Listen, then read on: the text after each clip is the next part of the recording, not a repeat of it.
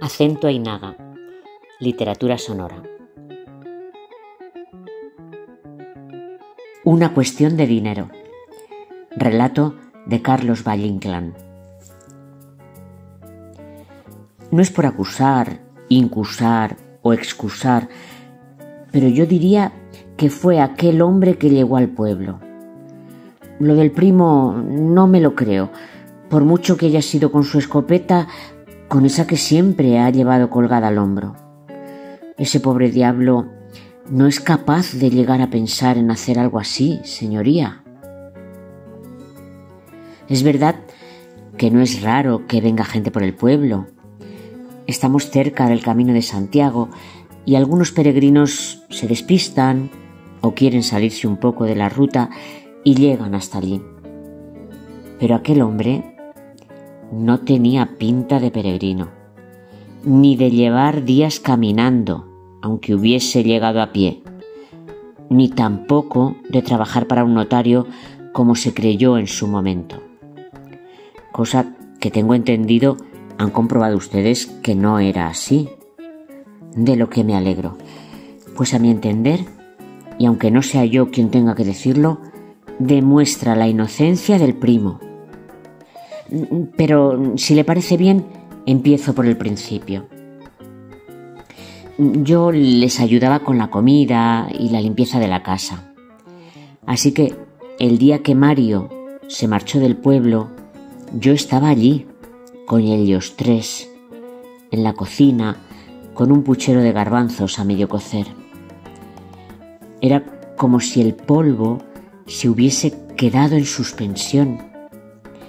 O a lo mejor era mi propia respiración la que se había detenido. El padre y el hijo estaban frente a frente. El primo se había puesto junto a mí con la boca abierta y esa expresión bobalicona tan suya. El hijo tenía las mandíbulas marcadas en el mentón y el padre, con la mirada que decía claramente lo que quería decir sin necesidad de decirlo. Si cruzaba aquella puerta en dirección de salida, era para no volver a cruzarla en dirección de entrada. Al menos mientras él, el padre, estuviese con vida. Y Mario, por aquel entonces un mozo de apenas 18 años, me miró por un instante y recuerdo que hizo un gesto muy leve con la cabeza, como una despedida y un agradecimiento por todo lo que había hecho por él. O al menos así lo quise entender yo, porque aunque no era el hijo que la vida no me quiso dar, sí que siempre lo traté con el cariño que no recibió desde que su pobre madre faltara hacía ya muchos años. Se dio la vuelta y se marchó, sin mirar a Román, su padre, y mucho menos a su primo, como si éste para él no existiera, aunque siempre estuviese alrededor. Recuerdo que me persigné y pedí para que aquel chiquillo encontrase protección allá donde hubiese decidido ir. Y es que ya desde pequeño trataba de escabullirse de la labor en el campo y al menor descuido se le veía con un cuento o tebeo entre las manos. Y cuando fue creciendo me decía que para él el pueblo era la muerte en vida. Pobre criatura, no le faltaba razón. Ya hacía más de 20 años que todo el mundo se había marchado a las ciudades, supuestamente en busca de algo mejor. Los pocos que quedamos se debe a que no tenemos otra cosa mejor que hacer, o porque el peso de las tierras y su cuidado no deja espacio para otros sueños. Él quería estudiar, como era lo normal para un chico de entonces y de ahora. Desde muy jovencito comenzó a leer libros. No sé de dónde los conseguía, la verdad. Algunos muy raros que, según me decía, trataban de la mente, de psicología, y contaba que su sueño era ir a Madrid y tener su propia consulta. Pero para lograr aquello había que dejar el campo, la casa y el pueblo. «No hay dinero para eso», era lo que le decía su padre como respuesta, sin mirarle a los ojos. Era algo que simplemente no podía ser, porque para ello Román debía dar dinero, algo que todos en el pueblo sabíamos que no era nada fácil. Además, según Román, ya eran más de 4 generaciones en aquellas tierras, y aunque ninguna había sido rica, a ninguna le había faltado nunca un plato de sopa de ajo y un puchero de garbanzos. «Todos los que se han marchado a las ciudades trabajan de sol a sol, igual que aquí, así que no veo el motivo para marcharse», solía decir cuando el hijo le recriminaba con que aquello no era para él, y que mirase a su alrededor, que ya no quedaba gente de su edad en el pueblo, que todos se habían marchado. Y la gran mayoría no lo habían hecho solos, sino que lo habían hecho acompañados por sus familias, porque en el pueblo no había nada desde hacía mucho tiempo. Un día, al volver del campo los 3 juntos, abrieron la puerta como si se hubiese desatado un vendaval violento. Me acerqué a la puerta de la cocina y apoyé la oreja en la madera. No los veía, pero me los imaginaba al otro lado. El padre y el hijo, cansados y con el polvo de este lugar en sus caras después de otra mañana de trabajo. Y el primo, respirando con su boca abierta. Alcancé a escuchar lo que Mario le dijo a su padre.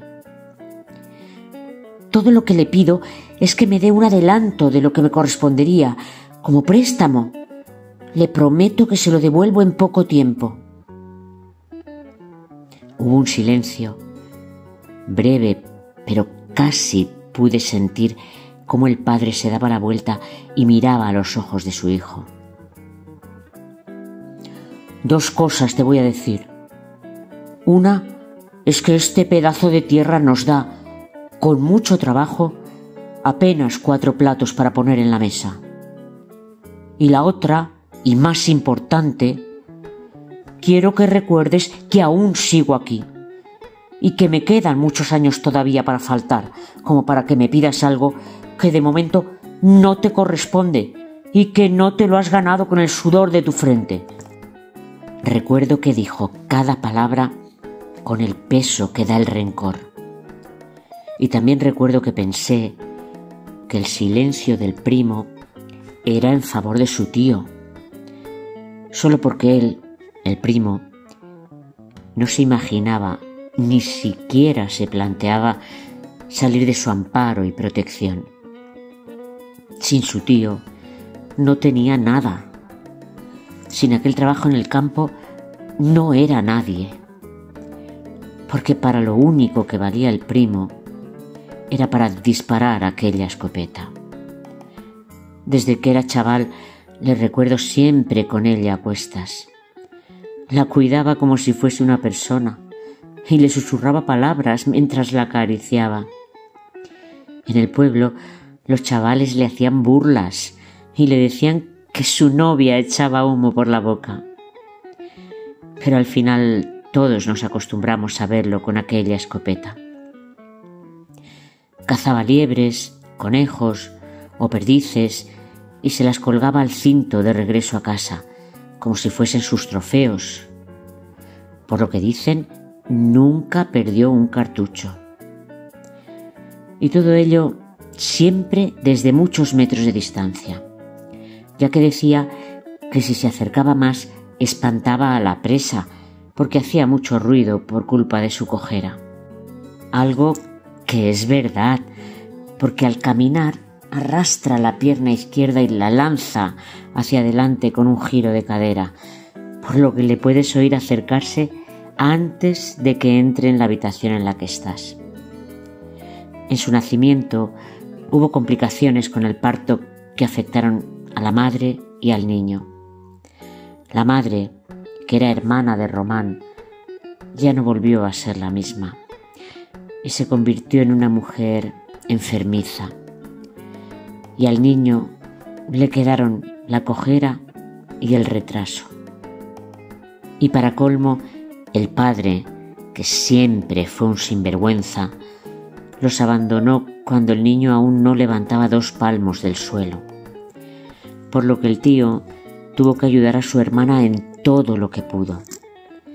Por eso, aunque el sobrino vivía en casa de su madre, cosa que continuó haciendo tras la muerte de la pobre mujer, estaba casi todo el tiempo en casa de su tío. Verlos juntos era como ver al amo y al perro. El sobrino al lado, pendiente de los movimientos del tío, y siempre con esa expresión en la cara, ese vaivén al caminar y aquellos ojos sin chispa. Así que, cuando Mario salió por la puerta de la cocina y en ella nos quedamos el primo, el padre y yo, ninguno de los 3 dijo nada. Y tampoco se habló nunca del tema. Era como si el chico no hubiese existido jamás. Y creo que ambos, padre e hijo, sabían que aquella había sido la última vez que se iban a ver en vida. Porque pocas cosas tenían en común, pero en el orgullo eran como 2 gotas de agua. Ninguno de los 2 iba a dar un paso atrás. Los 2 heridos, el padre por el abandono del hijo mucho antes de haberse marchado del pueblo por no sentir esta tierra, y el hijo por la falta de cariño y comprensión de un padre que en la vida le había entendido ni apoyado. La verdad es que durante aquellos años pensé mucho en él y no dejé de tenerlo presente en mis oraciones a la Virgen. Y por supuesto, cuando lo del tren rápido a León y esa enorme suma de dinero que cobraron unos cuantos afortunados en el pueblo por las tierras que les expropiaron, pensé en decírselo. Pero luego me dije que era mejor no meterse en asuntos familiares ajenos, porque solo podía acabar mal para una. Además, al poco de marcharse Mario, dejé de ayudarles con la casa. No porque yo lo quisiese, sino porque el padre así me lo pidió, sin darme más explicaciones más allá de un «yo me puedo apañar solo», por lo que entrometerme tenía menos sentido aún.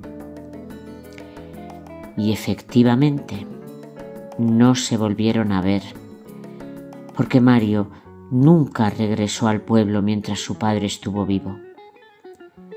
Y cuando el padre se murió hace 3 meses, se dice pronto, 14 años después de que Mario se marchase, yo fui una de las que dijo que ahora sí que vendría, que un padre era un padre y que en esas circunstancias uno se traga el orgullo, el rencor o lo que diablos sienta. Otros también eran de mi opinión, pero decían que si venía no era para presentar sus respetos, sino para reclamar lo que por sangre le correspondía, que sería mucho, seguro, porque nunca nadie en el pueblo había visto que Román hubiera gastado un céntimo más de lo que venía gastando antes de aquel dinero, que por otra parte era poco, porque de todos es sabido que siempre había sido de los de la cofradía del puño cerrado. Y mientras otros en el pueblo con la misma suerte habían hecho esto o aquello con aquel dinero llovido del cielo, él siguió levantándose temprano para ir a trabajar a las tierras que aún tenía, a las otras 4 hectáreas, y volvía a casa cuando se ponía el sol, y siempre acompañado por el sobrino. Ni un vino de más en el bar, ni un coche nuevo, ni siquiera una cena de celebración. así que todos comentábamos que debía de tener una cuenta en el banco con aquellos miles de euros sin apenas tocar. Ya en el entierro, lo que nunca olvidaré son los lamentos del sobrino. ¡Qué modo de llorar! Se agarró al féretro y gritó como 2 o 3 veces que qué iba a ser de él a partir de entonces. Pobrecillo. Si bien nunca le he tenido un especial aprecio, aunque esté mal decirlo por su condición, en aquel momento me dio pena. El chico, ya es un hombre. La verdad, no tiene la culpa de haber nacido ni así ni en medio de una familia como aquella. Y lo que él mismo se preguntó desesperado sobre el ataúd de su tío, nos lo preguntábamos todos. ¿Qué iba a ser de él? ¿O quién lo iba a cuidar ahora que tampoco su madre estaba, porque había fallecido hacía unos años de una neumonía? O más bien, lo que nos preguntábamos era ¿qué iba a ser de todo el dinero que suponíamos que el tío tenía guardado en algún banco? ¿Y a quién habría puesto como heredero del mismo? La mayoría decía que seguro que lo había dejado en herencia a su sobrino, ya que era quien siempre había estado con él. Solo unos pocos pensábamos, o queríamos pensar, que se lo habría dejado también al legítimo heredero, que por muchos años que hubiesen pasado, un hijo sigue siendo un hijo pase lo que pase. Pero entonces, a las 2 semanas de que Román falleciese, nos enteramos de que no había hecho testamento. Así que, si Mario no aparecía, el dinero iría al pariente directo más cercano, según nos contaron. E igual que nos enteramos nosotros, se enteró el primo. Supongo que alguien se lo explicaría porque él no tiene entendederas para sumar 2 más 2. Desde ese momento se le veía salir de su casa e ir de un lado a otro, dejando la estela de su pie izquierdo en el polvo, con su escopeta al hombro y sus trofeos atados al cinturón, que suponíamos era de lo que debía alimentarse. Aunque no estábamos seguros de si sabía cocinar, al igual que tampoco sabíamos si tenía dinero ahorrado. Pero lo que sí parecía claro, a juzgar por el deterioro de su aspecto durante ese tiempo, era que lo que no hacía era asearse, o si lo hacía, lo que claramente pasaba por alto era lavar la ropa. Y de lo que también estábamos seguros, y probablemente él también, porque alguien se lo comentaría, era que con ese dinero ya no debía preocuparse por nada. Pero mientras tanto, no podía hacer más que esperar a que todo se legalizase. Eso es lo que le habían dicho. Y aunque hubiese podido hacer otra cosa, esperar era lo único que el pobre era capaz de hacer. Así que, mientras se mantenía a la espera de todo el papeleo, todos nos manteníamos a la espera. Era como si de repente la parte estrecha de un reloj de arena se hubiese atascado y solo dejase pasar un hilo fino, de tal manera que la parte inferior se llenase de un modo pausado, pesado y cansado. Yo no sé si fue lo justo o no. Supongo que también debería haberlo hecho antes, pero el caso es que a mí me pareció lo correcto. Pensé que, primero, ya era hora de que supiese que su padre había muerto, y segundo, que había o debía haber un dinero del cual le correspondía una parte por derecho. Así que lo busqué. No me costó mucho encontrarlo. Una sobrina mía que vive en Madrid se encargó de indagar. Y a través de ella y esas cosas del internet, dimos con una dirección de correo electrónico y le envié un mensaje. Al día siguiente sonó la puerta de casa. Cuando la abrí, me quedé muda. Casi no lo reconocía. Tenía la cara pegada a los huesos. Aquella no era la imagen que me había hecho de él como adulto, ni aquel era el aspecto que daba el aire de la ciudad. Me sonrió. Si no hubiese sido por ti, ese dinero hubiese ido a parar a manos del idiota de mi primo, me dijo. No supe qué decir, porque yo pensaba que si alguien se entera de que su padre, con el que lleva 14 años sin verse ni hablarse, muere, querría poner paz, aunque fuese con la lápida por medio. Pero no era así. O al menos, si su intención no era la que yo digo, su primer comentario con alguien al que también llevaba esos mismos años sin ver y que le crió prácticamente como un hijo, no es sobre el dinero, o así lo creo yo. Hubiese sido mejor un «¿Cómo me alegro de verte, Marusa?» o «He pensado muchas veces en escribirte, pero no sabía bien qué decir», o «¿Qué le pasó a mi padre?» Vamos, cualquier cosa menos el dichoso dinero. Lo invité a entrar y le pregunté si quería tomar algo.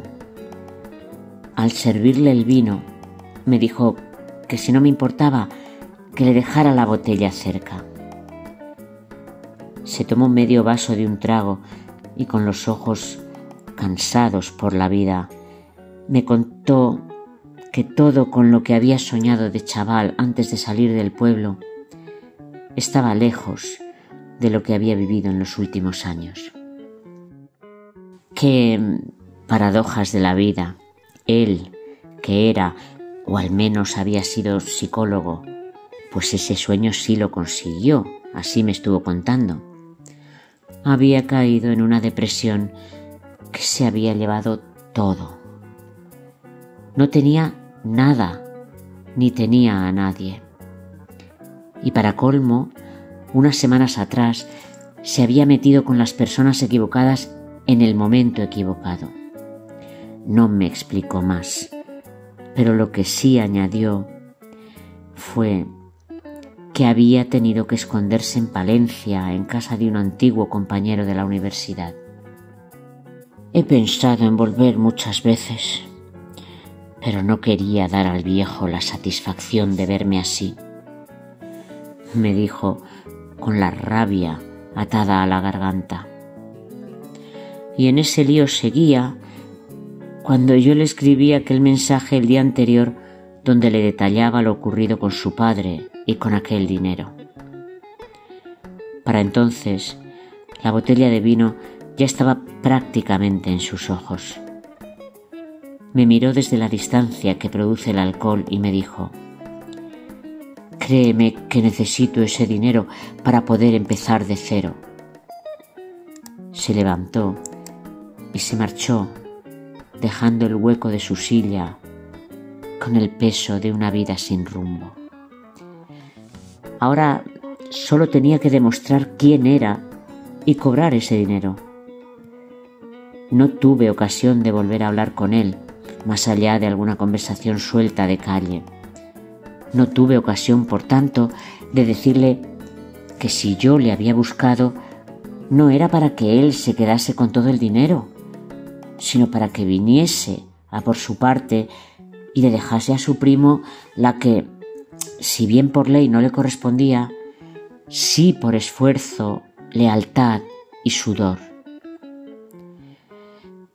Durante ese tiempo veíamos a Mario entrar y salir del pueblo todos los días, y lo hacía a pie, para ir al Burgo a coger el tren y desde allí, suponíamos, ir a Sahagún para hablar con la gente que hubiera de hablar para solucionar este tipo de cosas.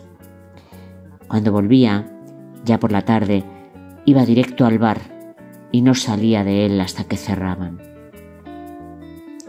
Mientras tanto, el primo se sentaba en su esquina del bar y oía a su primo fanfarronear del dinero que había venido a buscar. Cuentan que Mario no le miró ni le saludó ninguna de las veces que coincidieron. Quiero pensar que porque en el fondo sabía que una parte de aquel dinero le correspondía a su primo, pero que no quería o no podía o no estaba dispuesto a compartirlo. Al parecer, fueron varios los que le dijeron al primo en alguna ocasión que fuese a hablar con Mario y que le pidiese lo que le correspondía. Pero cuentan que asentía y que no decía nada, como si aún no se creyese que su primo había vuelto después de tanto tiempo. Yo misma pensé en ir a hablar con él y decirle lo mismo que otros le habían dicho. Aunque ni él ni nadie en el pueblo sabían que había sido yo la que había hablado con Mario, la verdad es que no me sentía muy bien, porque si no hubiese sido por mí, Mario no hubiese vuelto. Y cuando le avisé, fue porque me había imaginado las cosas de otra manera muy diferente. Pero al final, el dinero lo ensucia todo. Y una noche, con unos cuantos vinos de más, como ya era costumbre, Mario dijo a los pocos que quedaban en el bar y que siempre estaban dispuestos a escuchar, que debía cobrar aquel dinero rápido para marcharse lejos de este maldito país. Para mí que, con la depresión, más lo que quiera que le pasase después, había perdido la cabeza. Aquel Mario de 18 años que abandonó el pueblo no era el Mario que volvió. Y entonces llegó el día que pasó la desgracia. Yo estaba sentada en el escaño de fuera de mi casa con las vecinas, como todas las tardes. Desde allí se ve la entrada principal del pueblo y la casa de Mario. Y desde allí vimos a los tres. Primero a Mario, que vendría de Sahagún. Se metió en su casa y cerró la puerta.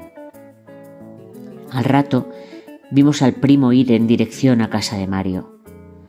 Me pareció que la cojera era más leve de lo habitual. Llevaba, como siempre, la escopeta colgada del hombro. Llamó a la puerta. Mario la abrió y ambos se quedaron frente a frente. Desde el escaño era imposible oír lo que hablaron, pero por los gestos de Mario entendimos que lo estaba echando de allí. El primo no insistió. Agachó la cabeza y se alejó de la casa con su escopeta al hombro y, ahora sí, de nuevo, sus penosos andares. En el camino fue cuando se cruzó con aquel hombre. El primo pasó por su lado sin detenerse, pero el hombre, que se había quitado el sombrero a modo de saludo, se detuvo e incluso se giró para ver cómo la persona con quien se acababa de cruzar y llevaba una escopeta al hombro se alejaba. Ya de primeras me pareció raro. La tarde estaba avanzada y en el pueblo no había nada. Cuando se acercó, vimos que iba vestido con un traje de color beige y caminaba de un modo que no me gustó, como arrogante, prepotente, como alguien que sabe que no pertenece al lugar en el que se encuentra en ese momento, pero se enorgullece de ello y lo expresa con pequeños gestos. Al llegar a nuestra altura, nos saludó haciendo un amago de quitarse el sombrero, pero sin llegar a retirarlo. se ajustó la americana como si algo bajo ella le incomodase y no le dejase reposar el brazo sobre el costado, y siguió, como bien supusimos, dirección al bar. Después de esto, ya sabe usted, Celina vio la puerta de la casa de Mario abierta a primera hora de la mañana y vio que seguía abierta muchas horas después. Así que entró y encontró lo que encontró. Lo primero es que creo que aquel hombre era uno de esos con los que Mario se había metido, o al menos alguien que trabajaba para ellos.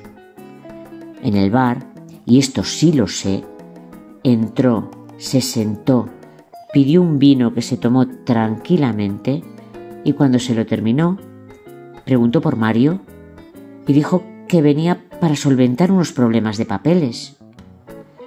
Como todos los allí presentes estaban al tanto de los distintos trámites que Mario estaba haciendo por la herencia, pensaron que sería alguien que vendría de la oficina del notario, por lo que le indicaron cuál era su casa sin preguntar más. Dijo que no sabía si era buena idea porque de ahí había visto salir a un hombre con una escopeta. Le contestaron que no se preocupase, que aquel era el primo, que aunque tenía sus motivos para disparar, era inofensivo. Siempre se es inofensivo hasta que se aprieta el gatillo, dicen que comentó el hombre. Justo en el momento en el que aquel hombre salía del bar, el primo entraba con su escopeta al hombro y al parecer un par de liebres colgadas al cinto, que a su paso iban dejando caer unas gotas aún calientes de sangre. Tal debía ser la cara que traía que nadie se atrevió a decirle que sacase a aquellos animales muertos de allí. Se sentó en su esquina de siempre y pidió un whisky sin mirar a nadie. Y lo que yo creo es que aquel hombre, al que por cierto nadie volvió a ver, al cruzarse con el primo, debió de entender que tenía una coartada perfecta. Así que se escondería en algún lugar desde el cual pudiese ver la puerta y esperaría hasta que el primo, una botella de whisky después, saliese con su escopeta al hombro. E imagino, con aquellos animales danzando bruscamente en su cinturón debido a la cojera recalcada por el alcohol. Desde allí le seguiría hasta su casa, y es de suponer que esperase a que apagara la luz para coger la escopeta. Ese hombre no sabía qué pasaba entre los primos, pero sí sabía que el de la escopeta tenía motivos para apretar el gatillo. Alguien le habría dicho eso en el bar. Y seguramente, señoría, no necesitase saber más. Lo único que tenía que hacer era apretar el gatillo y dejar la escopeta tirada junto al cadáver de Mario.